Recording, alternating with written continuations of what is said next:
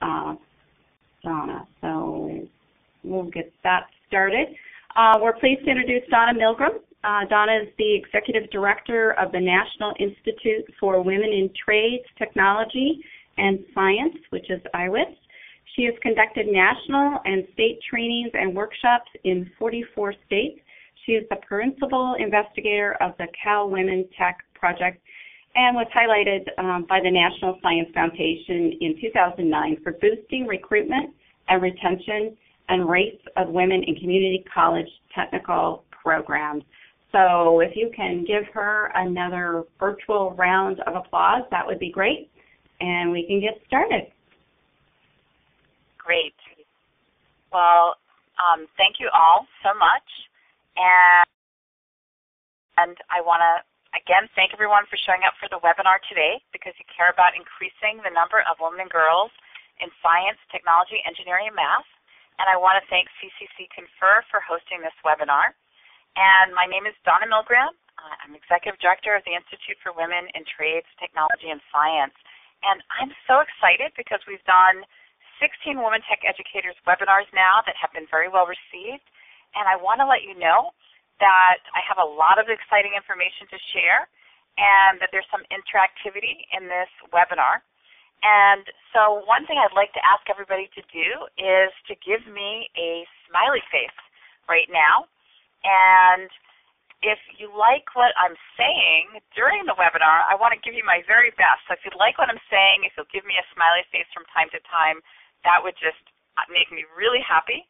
And if you don't like what I'm saying, please don't give me a thumbs down, but I'd love some smiley faces. And I see a whole bunch there, so thank you. So let me start out by asking you, have you ever wondered what our world would look like if we had women working in all occupations? Can you picture a computer networking or engineering or an auto technology classroom with half women? Many believe that women bring a different perspective to technology and science and that their perspective would help solve problems and make the United States more competitive. Others know that for women to be in a position to support their families, they need to have the freedom to choose career paths that provide them with unlimited potential. Did you know in 2009, according to the U.S. Department of Labor, the leading occupation for women is still secretary? I want to tell you a little bit about my own background. I wish my own mother had felt that she could have chosen any career path she wanted when she and my father separated after 20 years of marriage. With only a high school diploma, very little paid work experience, and no driver's license, she felt her choices were limited. She became a secretary in a 2-year college and has remained in that position for 30 years, earning a very modest income with a modest retirement and no career path upwards. My mom did learn to drive, and actually I was the one who taught her. Wouldn't it have been amazing, though, if she could have had the possibility of learning to fix her own car, too? Or maybe have even had a career in that area like her brother, my uncle, who has a very successful business selling tools to auto shops. Honestly, that's what IWITTS and our WomenTech Educators training is all about, empowering educators and counselors to empower women and girls so that they can literally see themselves in all kinds of careers, including science, technology, engineering, and math.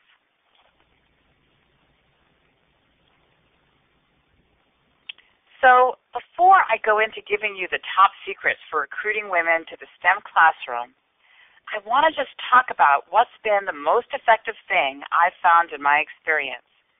Then we're going to go into our strategies for recruiting women, and then in the end of the webinar, we'll have a question and answer period. If you have questions while I'm talking, please write them down. I promise to answer them in the QA period. It'll be sort of hard to go back, so hold on, and at the end, I'm going to leave 15 minutes for question and answers. So what I can tell you is, although I've seen teachers as individual champions do quite a lot, what has really worked the best for lasting change in schools has been when you have a team and as many people as possible involved in creating a campaign to recruit more women and also retain them in the classroom. That's what really gets you the increases. And in 3 national multi-site projects that we've done, I've had the schools that I was working with develop a leadership team with a key leader and a co-leader. And the key leader is the champion. And on that team is maybe the dean of the department, some instructors, counselors, outreach staff, all of the key people that are important for moving this forward. And this is part of a system that I have developed over 20 years of leading national projects. And the leadership team model is one part of that system, and I'll be talking about the other parts of the system as we go. And I want to tell you a story, because I remember one college that I'll actually be talking about later and showing you the results. In that college, the co-leader said, oh no, we can't get all these people on board to help us with this. We just have to do this within our department. We can't go to counseling or to the public information officer. We just can't do this. And so that person really didn't want to go out and get other team members. Well, you're going to see that that particular site, which was City College of San Francisco, has ended up being one of the most successful sites in the end. And that same person who said that they couldn't do it, of course they did it, and he now has presented with me at a National Science Foundation Advanced Technology Education Conference, and he actually insisted on talking about the importance of the leadership team model, and that he was against it initially, but how important it was. I actually wanted him to talk about recruitment and retention strategies, but he said, no, this is the most important thing, how effective this model is. So what I want to say to you is that the more people that you can get involved in this campaign, the more lasting change you're going to have. And yes, one teacher on their own can make some change, but the most effective, the absolutely most effective schools with the institutional lasting change had more people involved. So when you think about this, I want you to try to think about the different roles in your school and how you can get a team involved. So if you're a counselor, think about an instructor. An instructor, think about a counselor. An administrator, think about everybody. That's going to be the key to your success. Now, before we move into more of the content, I'm just interested in seeing how many of you are instructors, professors, or teachers. Could you raise your virtual hand if you're an instructor, professor, or teacher?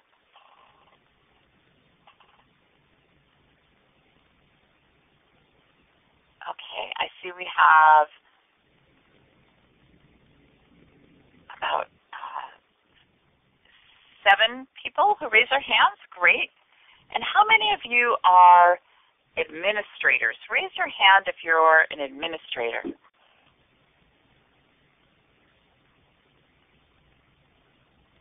Okay, I see that we have several administrators on this call. Great. How many counselors do we have? Raise your hand if you're a counselor. Okay, looks like we don't have any counselors on this call.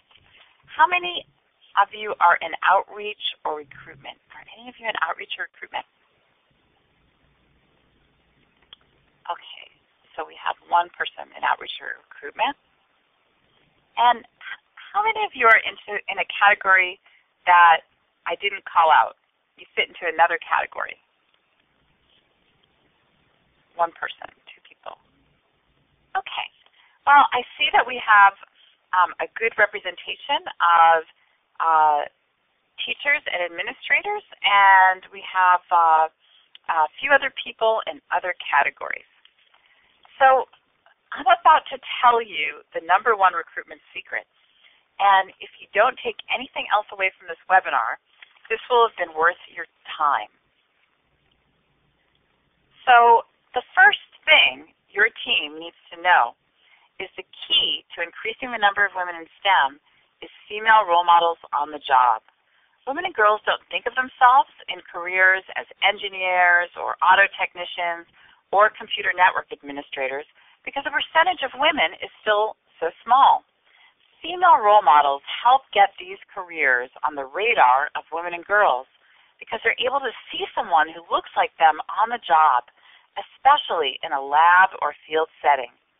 And they think to themselves, that might be interesting. If she can do it, I can do it too. Pioneers don't need female role models. They're going to do it regardless. However, if we ever want to increase our percentages beyond 8, 10, or 15%, then we do need to have female role models and do outreach so that women will picture themselves in these careers. So,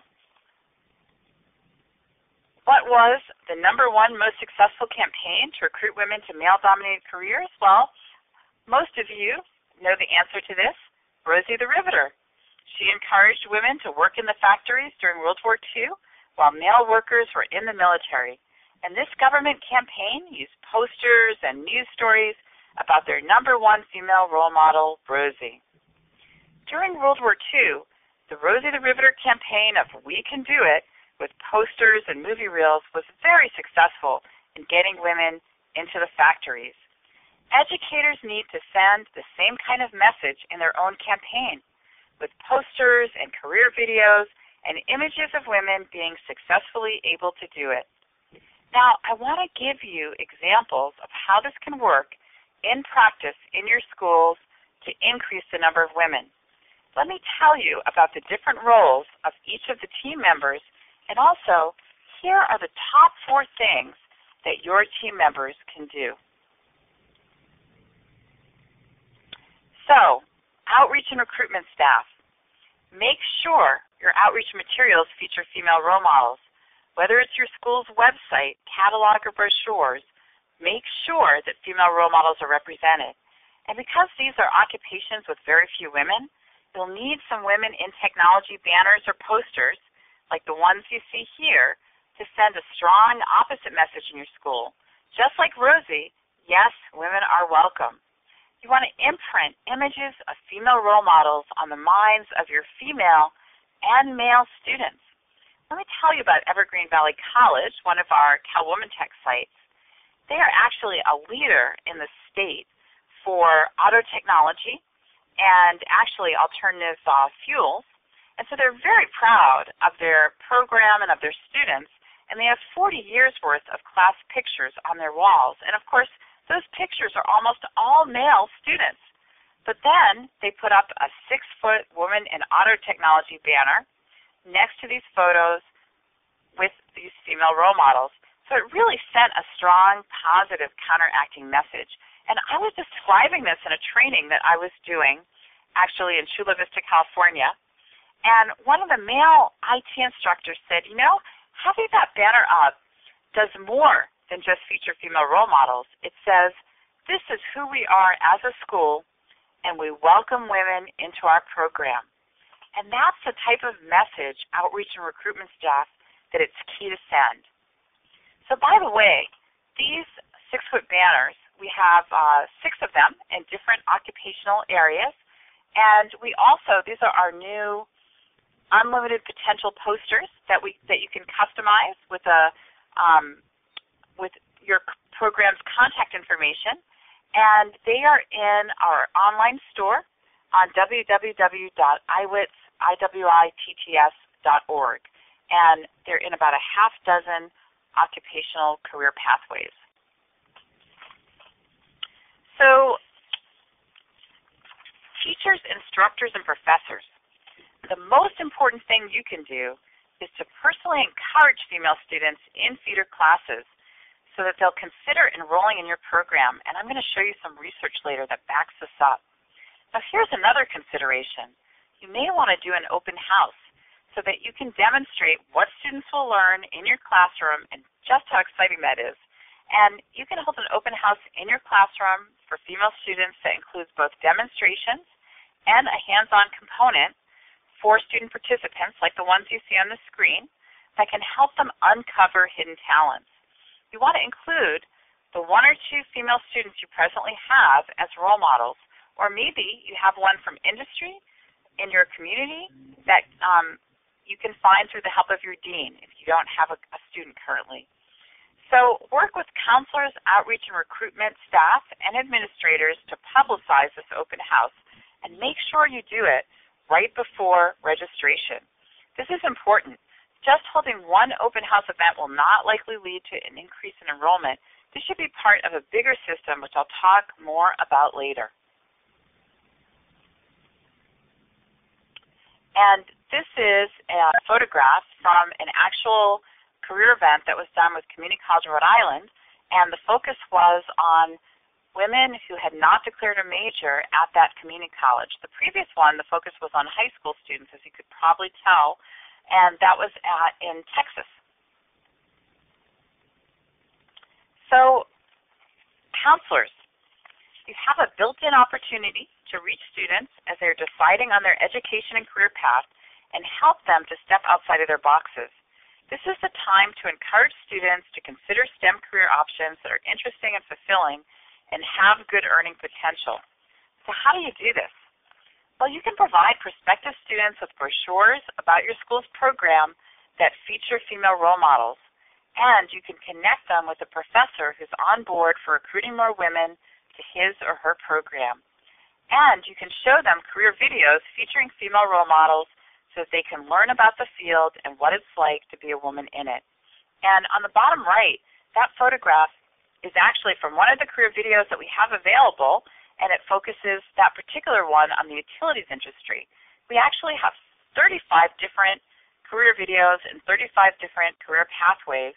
They're about 24 minutes apiece, and they each feature 3 different role models in 3 different areas of the industry, again, on our website. Administrators, whether you're a dean, a program coordinator, or work with a government agency, send a clear message that increasing the number of women in your program is a key priority. And you'll need to lay the groundwork for your team to, for example, get on the agenda of the counseling staff to present their program. And you can make sure your team is using outreach materials featuring female role models. Administrators, you're the glue that holds the team together and moves everyone forward. Now, everyone on this webinar knows no educator is an island. If you do it all yourself, not only will it be a lot harder, you'll be less effective. If educators at a school work in a team to increase the number of women in STEM, they'll be able to create pipelines of female students rather than have to recruit them one by one, which is much harder. So in our WomenTech Educators online recruitment training, which we'll talk more about later, as part of the online training, you develop a recruitment plan and reach out to team members who can help you implement it. And I'm sure everyone here knows that when you're part of making that plan, you're much more likely to help implement it. So, how do we know that these strategies work? Well, IWITTS has used this system now in 3 of our national projects, all of which have had successful outcomes. I'm going to tell you about one of the schools that we worked with, City College of San Francisco, and we focused with them on their Computer Networking and Information Technology program, CNIT, and you can see how the percentage of women started at 19% baseline, and then it went down slightly right as the project was starting, but then it went up to 33%. And you can see it's not a complete straight line. It went down a bit. It went up to 32%, dipped down a little bit, went up 28%. In the aggregate, there was a significant increase in the percentage of females that were enrolled, and there was an increase 7 out of the 8 semesters during the project. And so they really had success, and actually not only with the recruitment, but also with the retention, which I will be showing to you later. Okay, so you're wondering, how do they do it? So let me ask you a question. And my question is, if we use this picture in outreach materials to recruit women, what would be wrong with this picture? You can type this in the chat box. What would be wrong with this picture if we used it in outreach materials to recruit women?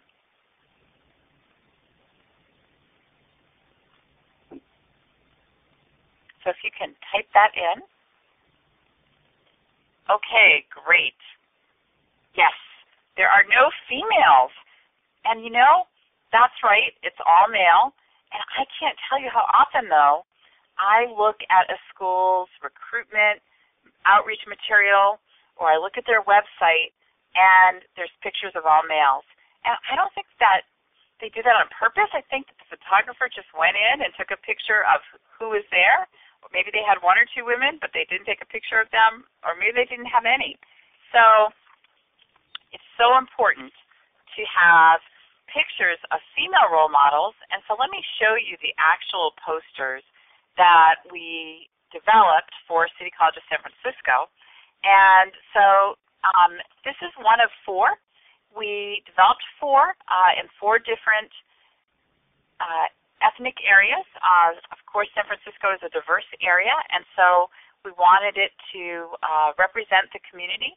Also, diversity of ages are important in community college. The average age is 29, and so we also had a diversity of ages. And so you can see this is Valerie Stewart. She's smiling. She's working on the equipment. She looks happy to be doing that, and there's a quote from her, which I'll read.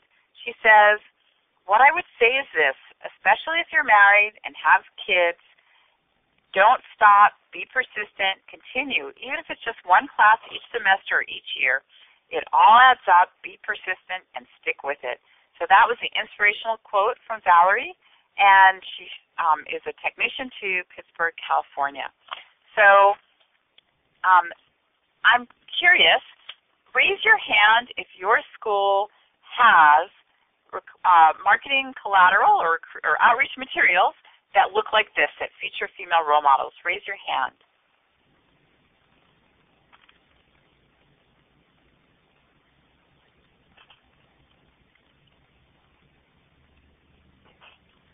Okay, I see that 5 people have their hands raised, and so that is a pretty small percentage of who is on this webinar, 37, and I have to tell you, it's pretty typical when I do these webinars that only a small percentage have female role models in their recruitment materials, and so I guess that's why we're here today. And so let me tell you that this was actually one of the major strategies of City College of San Francisco. They had marketing collateral and a distribution plan and posters with tear-off flyers. First, let me just say that I did a training for their WomenTech Educators Leadership Team. So everybody received the training. They included the plan. And as I said, the marketing collateral was an important point in that. And it was, interesting. They have many sister campuses, so they didn't just put it in the campus with the CNIT department. They put it in all the sister campuses. And when I went up to do a site visit, the key leader, Carmen Lama, she took me for a tour around the campus so I could see all the posters around campus. And underneath them were the flyers with the little tear-offs for who to contact in the program. And I could see all the tear-offs teared off. It was so exciting to see that. And so that actually was one of their major strategies. And I'll tell you the others. One was that's a large college. They have over 100 counselors in that college. They have a monthly meeting. And so the key leader and the co-leader went to the meeting, made a presentation about their department, about wanting more women, handed out the brochures with female role models, handed out the posters, and asked for the help of the counselors, which they got. So that was another thing that they did. 2 more things. One is they're both personal encouragement things. One was by an email that they sent to female students who met their prerequisites. They issued them a personal invitation via email. They actually have that email as part of our Women in Technology template collateral kit, also on our website. And the other thing that they did was their department provided the Intro to Computer class for the whole campus. So there were many students enrolled in that class that had no intention of going on to computer networking, but yet, of course, they were in the Intro to Computer class, so they had the basic building block skills. And so they issued them verbally personal invitations saying, hey, why don't you consider this career pathway, this program, computer networking. So that was the other thing that they did that helped them achieve their results. Okay, so the next thing that I want to show you is the results of a survey that was done by our external evaluators with the women themselves, and 60 women responded. And let me move to that slide and show you that they asked them, prior to enrolling in a technology course, indicate the activities you attended or information you saw or received about technology courses or programs at your college. This was an anonymous survey, and 46% said they heard about the technology program from an instructor. And so that was the #1 strategy. And the great thing about that strategy is that it's absolutely free. And number 2 were the CalWomenTech role model posters, like the ones that you just saw. That was 40%. And of course, that's a low-cost item. And number 3 was, again, personal encouragement. So important. Heard about the technology program from a counselor or advisor, 29%. Another absolutely free strategy.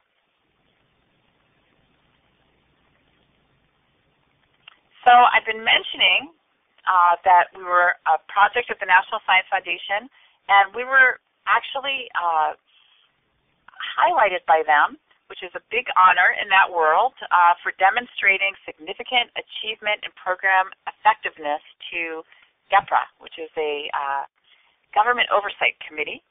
So we're very proud of that. And our CalWomenTech project has come to an end. We now are focusing on dissemination of our successful strategies, which is what I'm doing here today.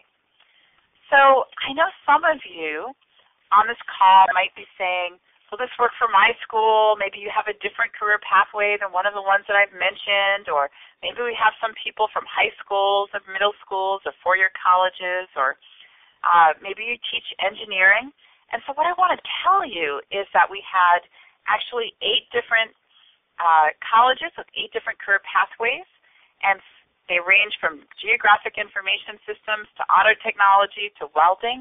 So yes, it's the program elements are the same. That includes school level as well. In terms of needing female role models on outreach and recruitment materials or needing to do personal encouragement, those elements cross all career pathways and all school levels. So yes, this will work for your schools as well and your classes. So I'm now going to move on to the retention side of things. And there are 2 really important things that I want you to get out of this webinar, and this is one of them. You are going to see how to teach the female learning style. And here's the great news. This is also going to help your male students as well. Now, I'm going to tell you something that's going to shock everyone on this webinar. Males and females overall, as a group, have a different learning style, and what appeals to them and what engages them is different. And male and female students often come to classes with different levels of hands-on experience. Now, I know some of you who are attending right now are thinking to yourself, but I'm a woman, and that's not true for me personally, or I know women in the field that that's not true for. And again, if we ever want to have an increased number of women beyond our pioneers, beyond the 3, 8, 15%, and appeal to all women, we'll also need to appeal to the large group of women and girls who just aren't excited by STEM education in its present form. Women bring diverse perspectives to the classroom, and I know we're all here on this webinar today to make sure that STEM professions don't miss out on that. Now, I'm going to tell you how your school's team can use this information about different learning styles to increase the retention of female students in your classrooms. And right now, I'm going to give you the top 3 strategies.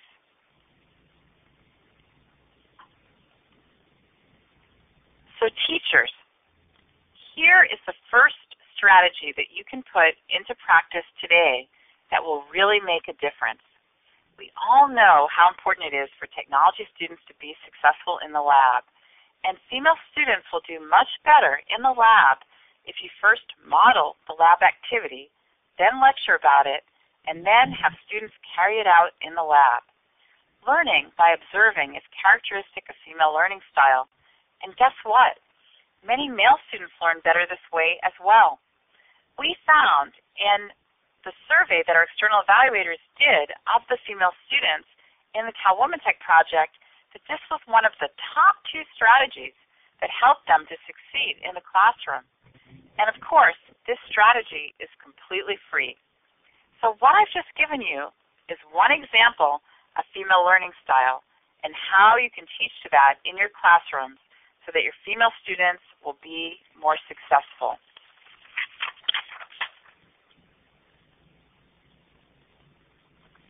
Administrators, here's something you need to know. Another key thing to know about the lab is that as a group, female students come to the classroom with less hands-on experience and building block technology skills. A key strategy that will help get them up to speed quickly is to provide students with additional open lab time. And we found ways in our CalWomenTech project to do this as both a low-cost and no-cost activity.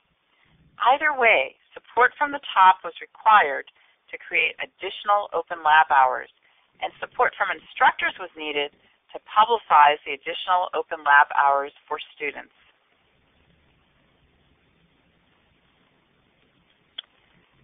So female students, counselors, may come to you because they're feeling behind in the STEM classroom from day one. It's important for you to know about the short-term building block strategies that can help boost their skills and prevent them from dropping out.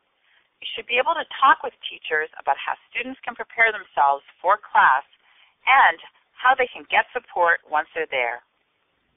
So, I know you're wondering, how do we know these retention strategies work?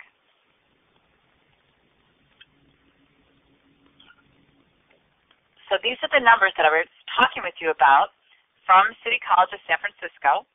And the pink are the female students, and you can see their baseline retention rate was only 64%, and that it went up to 86%, 85% in the course of the project. But the great thing is the male retention rate also went up, and you can see 86%, 81%.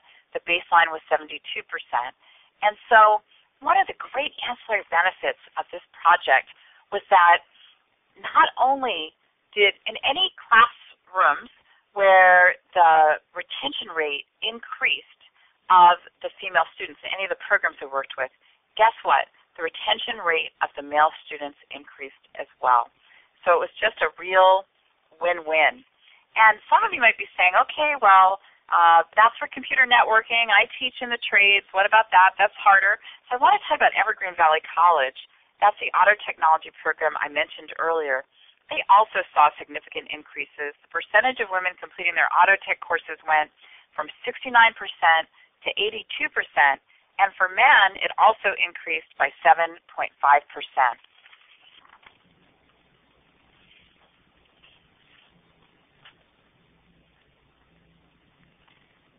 So let me tell you some more about how City College of San Francisco achieved the retention results.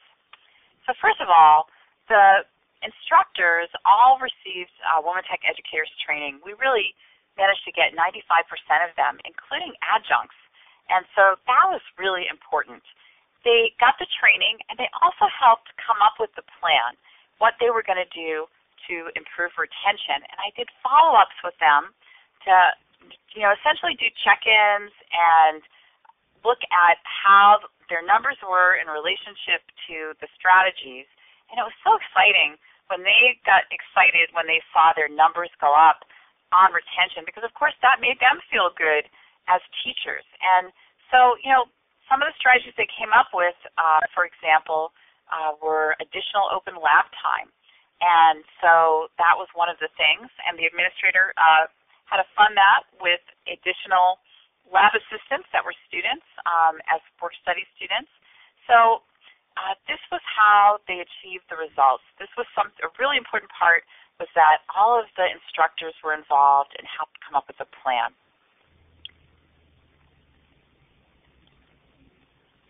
Now, I want you to have results like those you've heard about today. And we've had almost an hour together, and I'm hoping that you like what you've heard so far.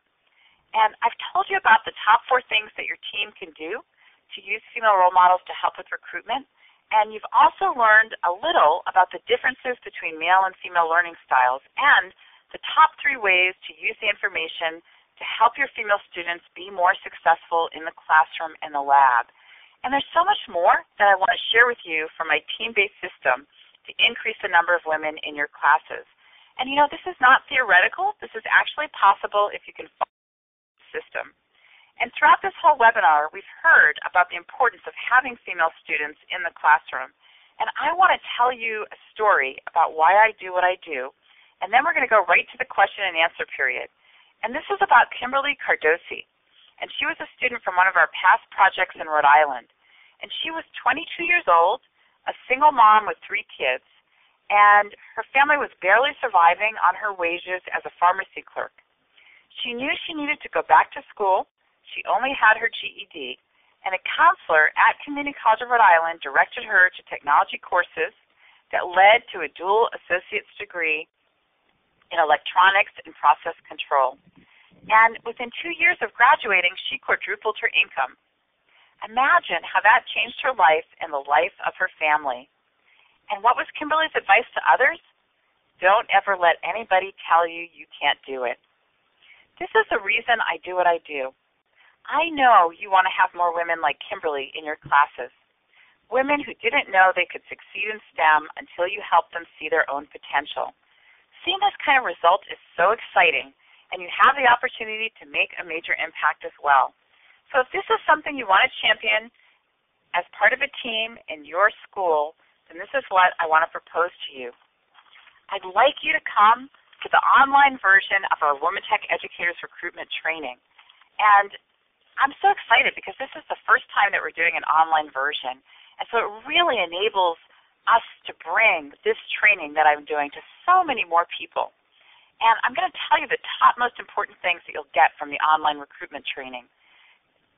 During the training, I'll provide you with a roadmap for increasing the number of female students in your STEM classrooms. And you'll develop your own customized recruitment plan so that you know exactly what you need to do to get female students in your STEM classes. And with this total clarity, you'll never have to wonder, what do I do next? It's a low-time investment, 1 hour a week for 5 weeks, and since it's online, there's no travel. The recruitment portion of the online training starts in March, and then the retention portion is in September. And we've made it very easy for you to participate. The online training consists of presentations, handouts, and exercises online. It's all organized and very easy to use, and you can watch and complete the segments at your convenience each week. And if you get stuck, don't worry, because we'll have live question and answer calls with me to make sure you don't get stuck. And there's also an online learning community that I'm very excited about, because you'll not only connect with me, but you'll connect with your other online training participants. And when you partner with others to do similar things, no part of the process feels that daunting, because you'll have a community of support around you.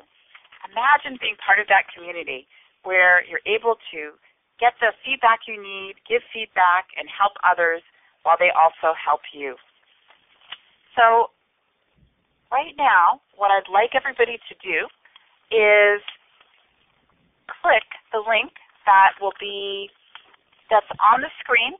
I see that it's on the screen in the chat box. So if everybody can click that link, and then we're going to move on to the question and answer period.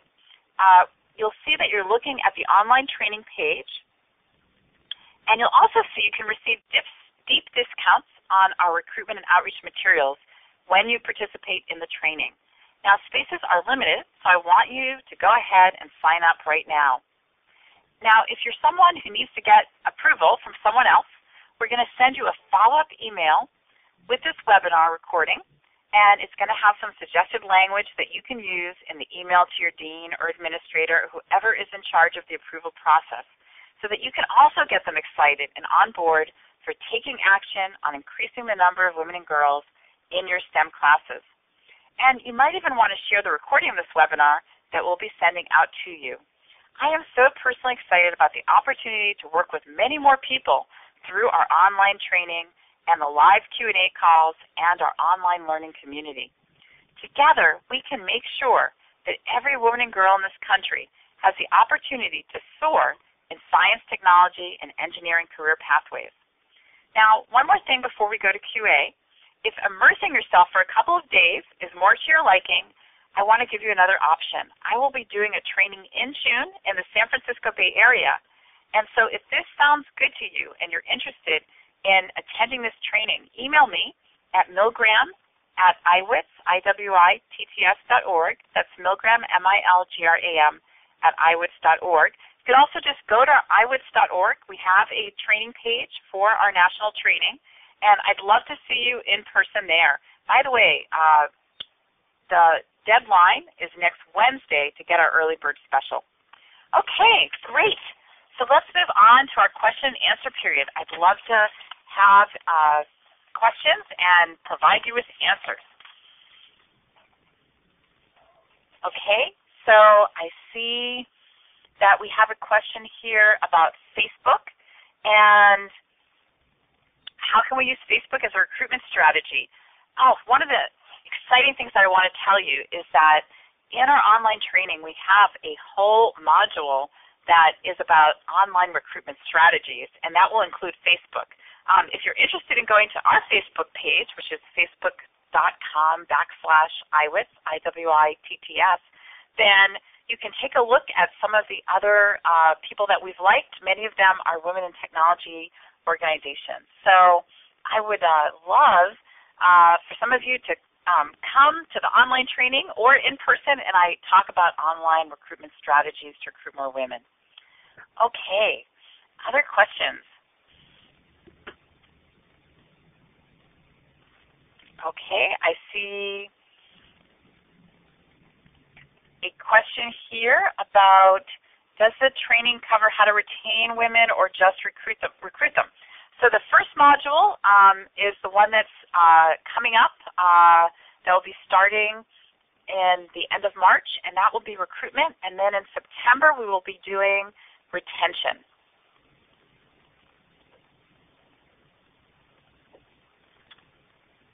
And I see someone has raised their hand. And so can I just ask you to put your question into the chat box, and then I'll be happy to answer your question.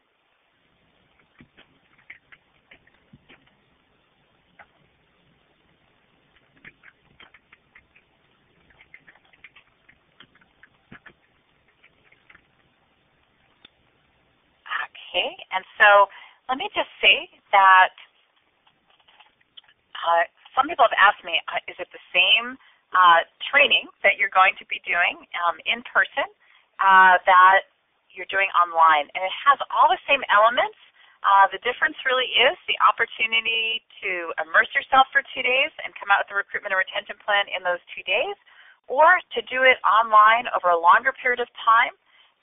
But the training elements are the same for both.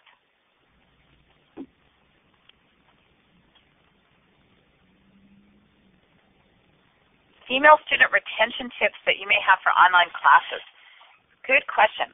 So interestingly enough, what I can tell you is that one of our sites actually came to us and said, you know, we think that we're losing women in our online classes at a greater rate than the male students.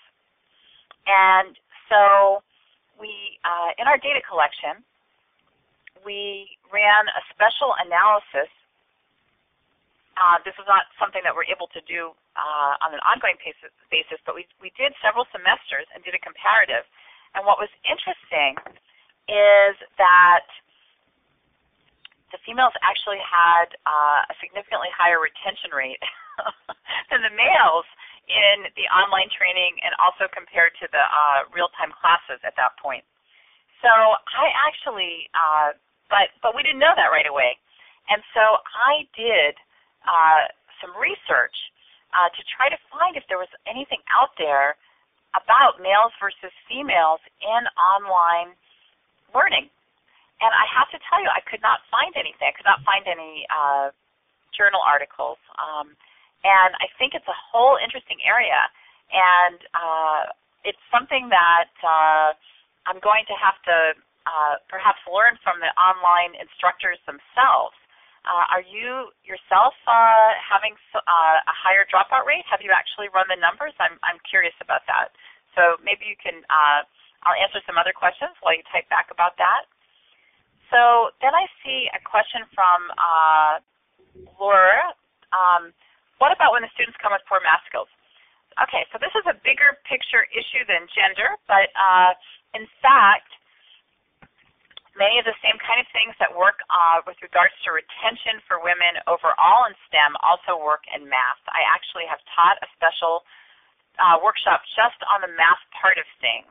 And so, and when we do our workshop, I do also address math. And so, you know, again, we have limited time in the webinar, but I can tell you that many of the same kind of techniques work with regards to improving math skills.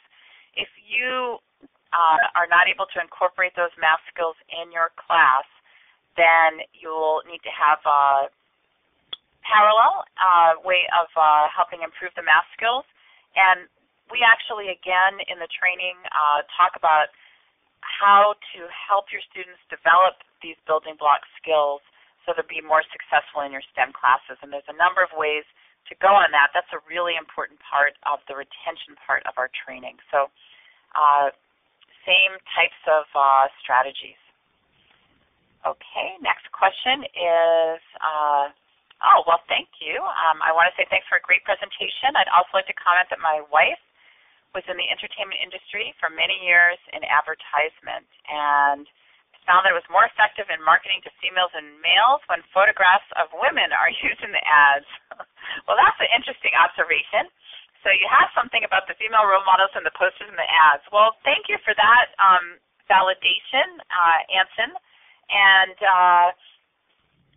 you know, the thing about it is that we saw so few people raise their hands, so few people have many women in their outreach materials, the equivalent of the ads, and not just on this webinar, because I've done quite a few, and I ask that each time. It's such a small percentage, and you think to yourself, wow, here we are, you know, it's 2012. How could this be happening? And, you know, we sell some of the only posters of female role models that you can buy in these STEM occupations. And, I mean, that's terrible. I mean, I'm glad that we have them, and we actually have some new things that are coming out, but as far as I know, we have the only banners. And it's like, how can this be? This is 2012. So I appreciate your validation on that. I can't understand how it is. Okay, so no, I do not have a higher dropout from females, and I'm assuming that that is on the online training. So isn't that interesting? You know, I'd love maybe to get funded to look at this specific piece because I think that there hasn't been much work done on it. And so it's so interesting. And I see that also, I'm hoping I'm pronouncing this right, Valcha, also teaches math as well. So, you know, this whole online interest is very interesting to me, this whole part of things. And then I see a question from Percy. Is there problems with STEM educators being insensitive to women in the classroom? So, you know, I guess here's what I have found, which is that so often when I do my trainings, and especially on the retention part of things, which is really where the classroom comes in, I'll talk about the strategies that will help engage women in the classroom. And I'll ask people for a show of hands about, like, how many of you, like, knew this was important. And often it's really very few. And I teach things that are new to people they did not know about. And, you know, like the modeling, by the way, is one of them.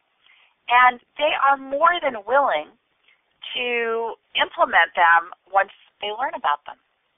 And so I don't really view that as being insensitive, but I perceive that to be that they just aren't aware.